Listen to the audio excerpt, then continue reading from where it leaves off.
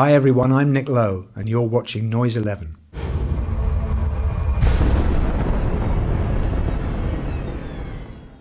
Welcome back to Noise 11. My name is Tim Cashmere and I'm here sitting with one of the truly great songwriters of our time, Mr. Nick Lowe. It really is a genuine pleasure to have you sitting here. Very kind of you. It's nice to be here. Welcome back. Now, I did have all of this stuff prepared, but you just started telling a story just before we started rolling the cameras, and I thought, let's start off sort of back there. When you played in Melbourne with Rockpile, you nearly caused a riot. Well, yes, that's the first time, the first tour I did in the not the United States, in Australia. I just got off the plane. I'm a little bit confused. Somewhere. Yes, in Australia was back in, 76 or 77, something like that, with Rockpile. And I was just asking you whereabouts I played in Melbourne with Rai Kuda, who I was last time. You mentioned where it was. The Palais. The Palace. Palais. Yep. And I suddenly went, oh, how could I have forgotten that? Because that's the show that we did with Rockpile. And yes, there was we caused a riot. I mean, not because people were so overcome with our fabulous music. In fact, we were kind of so hopeless, I'm ashamed to say, that we left the stage early because we thought, we'll put everyone out of their misery. But in fact, people seemed to be quite enjoying it. When we went off, the audience started, breaking stuff up and Wow. Yeah, I know. I'm rather ashamed of it still. I can feel the blood draining out of my face as I tell you this. Did that happen often? That was no. Obviously, that was something that stuck in your mind. Well, I'm afraid to say that Rockpile was a great band, but only on our night. We were very boozy band, and I'm afraid that some of our shows were less than inspiring. But when we were on our, when it was our night, we were fantastic. I'm told. I've heard people tell me that we were, but but I'm afraid that night at the Palais wasn't one of our finer hours. Yeah.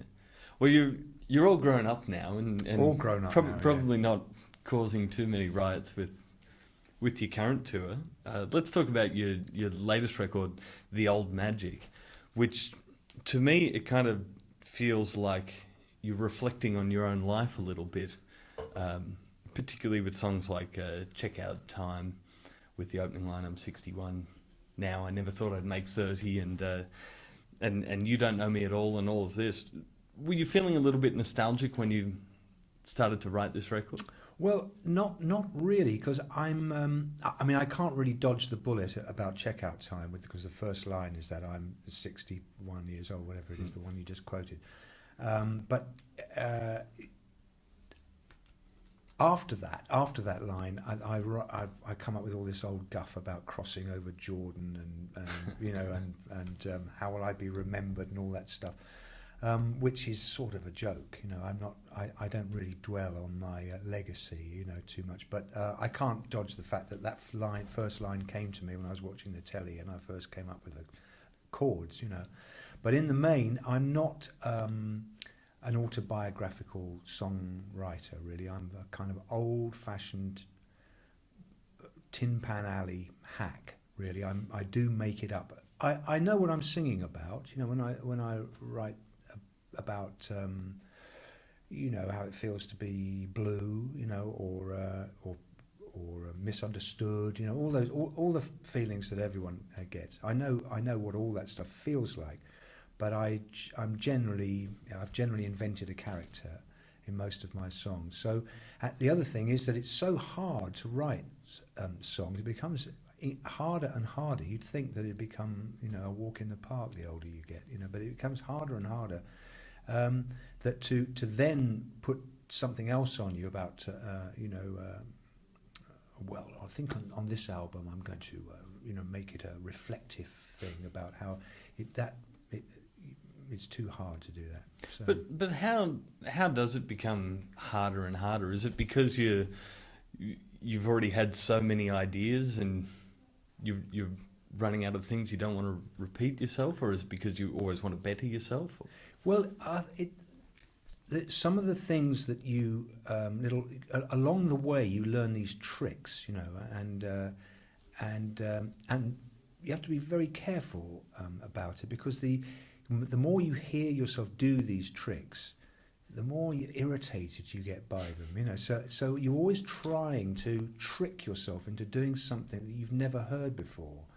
And so all the songs that I like, that I do, when I get an idea for a song, I work away at it, almost go into a trance in a funny way. It can last for weeks. My missus gets quite sort of cross about it, even though she knows it's sort of paying the rent, but she gets quite cross because she knows I'm only half there. But I go into a sort of trance until I think that I've written a cover song. That's when I start to. That's when I'll finish. When it sounds like I've learnt up some cool song I've heard on the radio that I just want to learn, and likewise, if I encounter a cover song that I want to do, I'll work away at it in my mind and work away at it until I'll believe that I wrote it. So you wind up kind of at the same place, but. You're always trying to surprise yourself. So you're singing a song that you can't see much evidence of your own skill, in a way. Your tricks and little conceits and things that you do. But at the same time, you don't want to pull up, get rid of all of them. Otherwise, because your fan base kind of like these these little things that you do. Yeah. So you have to, it's a fine line you have to walk. You seem, just then when you said you like a song to feel like it was written by someone else, and earlier you were saying Rockpile weren't a very good band, and I've seen you in other interviews say you haven't been able to shake the feeling that you just haven't done anything really good. If you forgive me for saying that, kind of seems like you're lacking a little bit of self-confidence, which surprises me. Yes, I know it is an unfortunate habit of mine to be self-deprecating. I don't lack any self-confidence at all. I think that what I do is great, but unfortunately, the general public don't. I don't have an enormous following, and that's. I'm sort of, and I'm always trying to sort of put the. I suppose when I get self-deprecating about that, I think I'm trying to put the interviewer at ease, so they're not sort of embarrassed about the fact that I'm, don't have an enormous following, because it's a sort of a deal you do. I sort of did a deal somehow years and years ago, and I always wanted to do what I wanted to do, the way I saw it. And you do it, if you decide to do that, then you'll never, unless you're very lucky or very, very talented, you'll never have mainstream acceptance. You'll sleep well at night and everything, but you'll never be a rich man, or maybe you will fleetingly, but you'll exchange the sort of trappings of success for a sort of righteousness, and that's the deal you make. But also with that deal came the benefit of sort of becoming a songwriter's songwriter. You are very respected amongst other musicians, and that surely that has to count for something. Yes. I always sort of wanted to be one of those people. So that was pretty cool. But then sometimes I see some other people enjoying the high life, and I sit there scowling and glowering at them, from across the room. No, I'm very pleased that I have respect from my peers. Yeah. But I can't say I've sort of worked that out. That's just that's an accident, really. Yeah, right. I've worked some stuff out, but not that.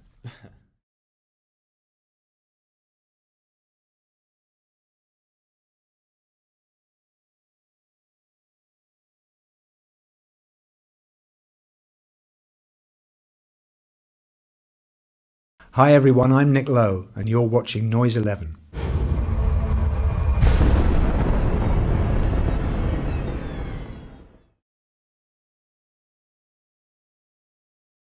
And it's good to see that you still have a sense of humour too. And if anyone doubts that, they just have to look at the video for Sensitive Man, which is your first video in almost 20 years, which features Wilco make an appearance in it, Eric Heidecker from Tim and Eric, Maria Thayer, Mark Moron, and a whole bunch of other people.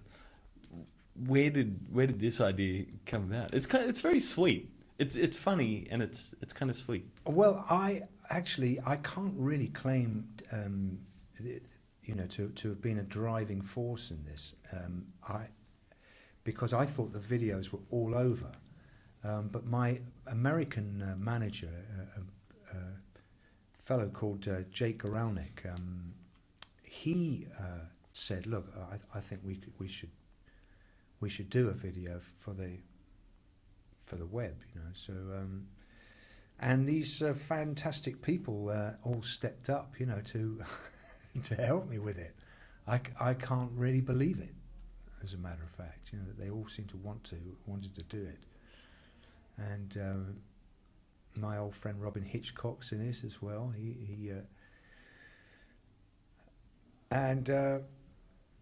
It seems to, people seem to really like it. But I as I say, I thought videos were real 80s. Yeah, well, they still appear. I think they're almost coming back in a way. Evidently, Jake Goralnik is considerably younger than I am. Has his finger much more on the pulse. In this area. So I was very, very pleased that he talked me into it. Do you think having those people? I mean, I suppose Tim Heidecker's probably got the youngest fan base out of everyone in that video. But do you think that's kind of opened you up to a new generation of fans? I hope so. It certainly is something I'm very anxious to do. The Wilco is that they're in it because I was touring with them at the time in the States, and they very kindly agreed to put in an appearance. But I started working on.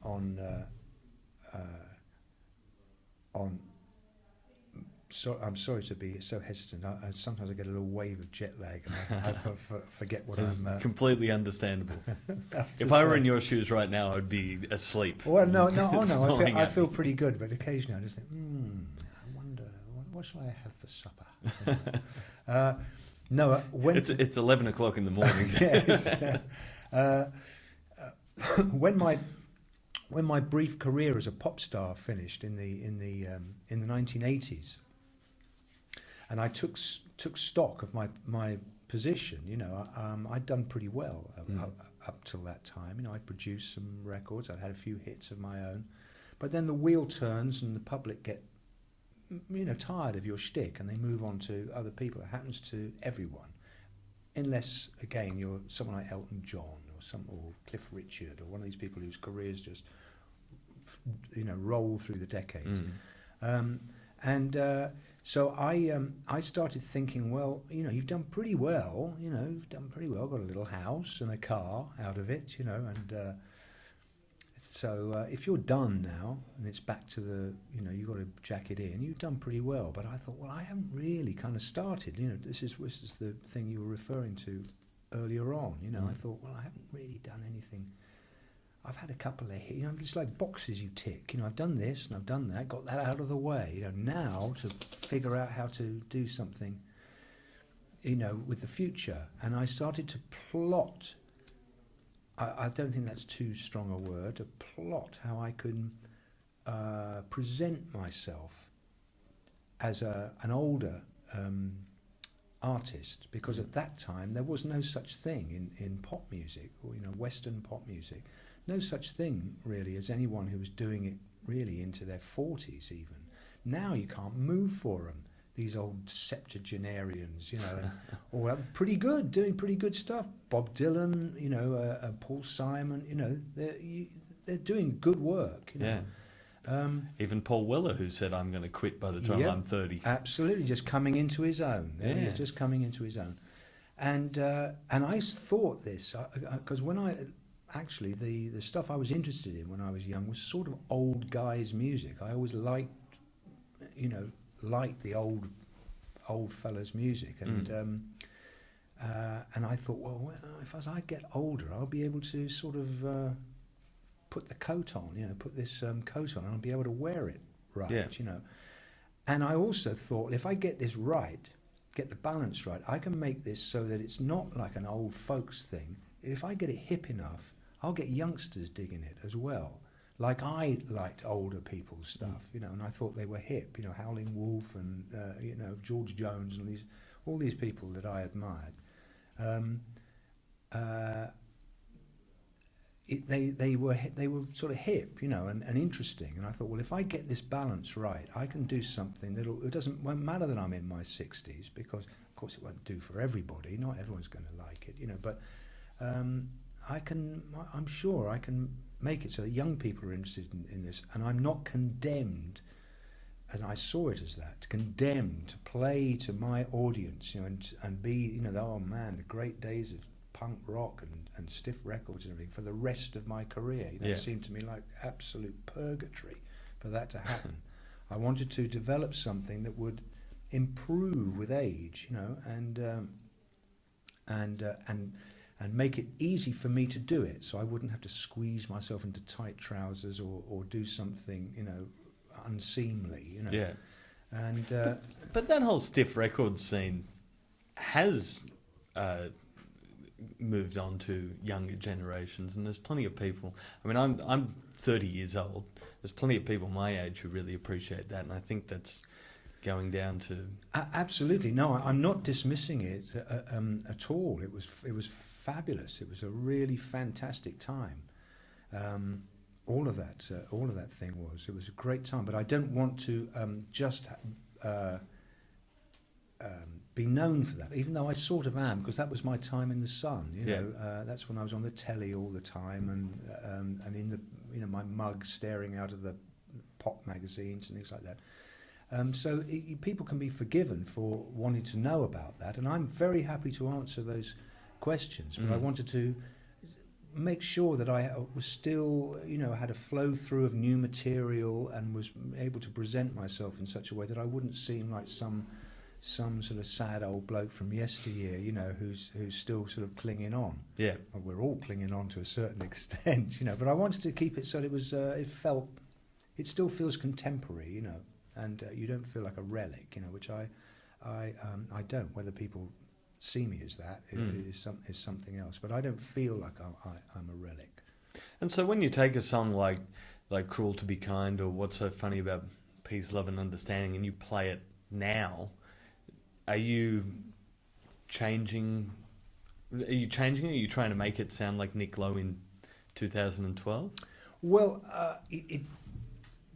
if they're good songs, if they're basically good songs, they sort of naturally change,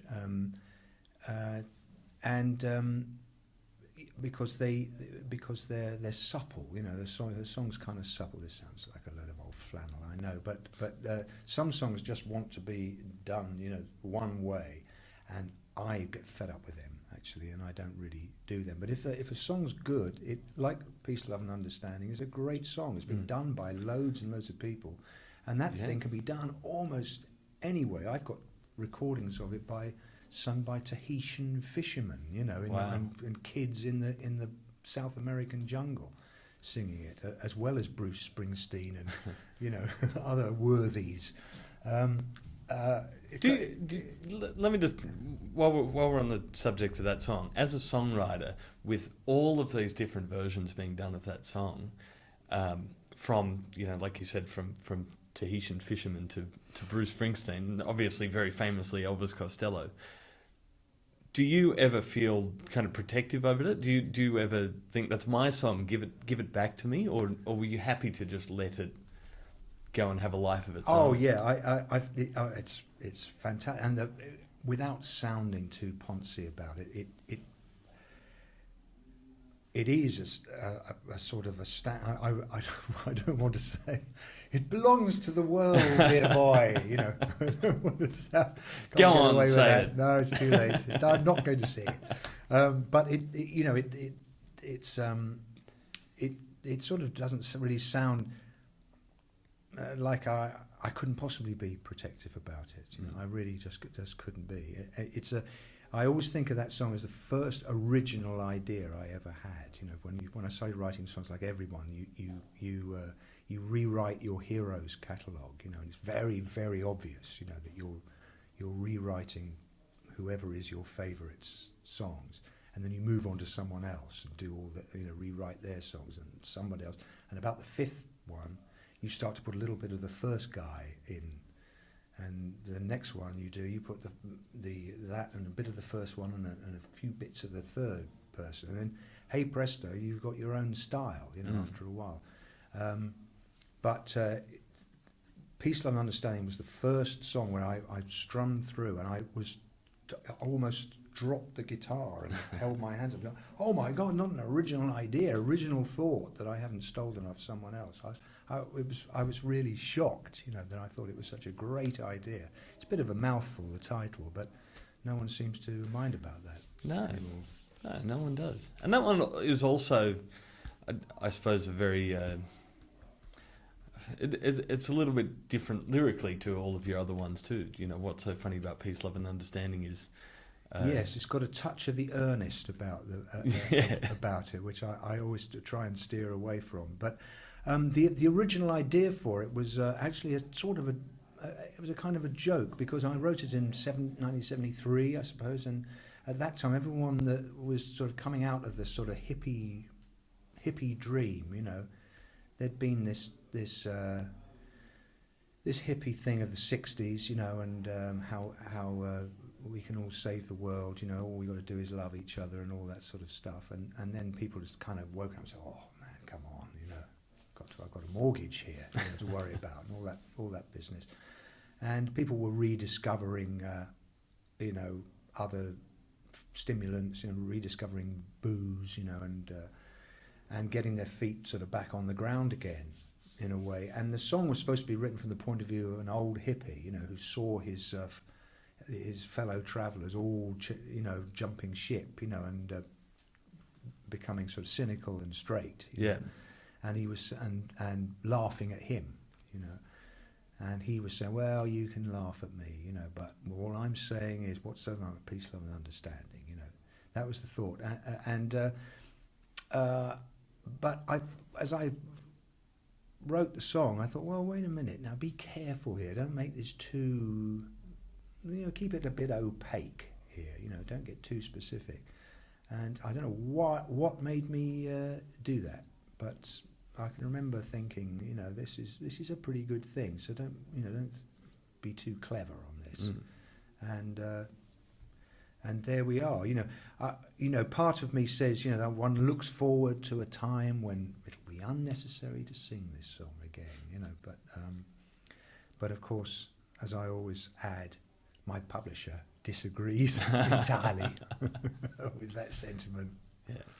Well, Nick Lowe, what an absolute pleasure to have you. Thank you so much. I feel like this interview could go for hours and hours and hours and hours, but there's only so much tape in the world. So. It just feels like it's gone on for hours. Yeah, there you go with the self-deprecating again. No. Thank you. Thank you.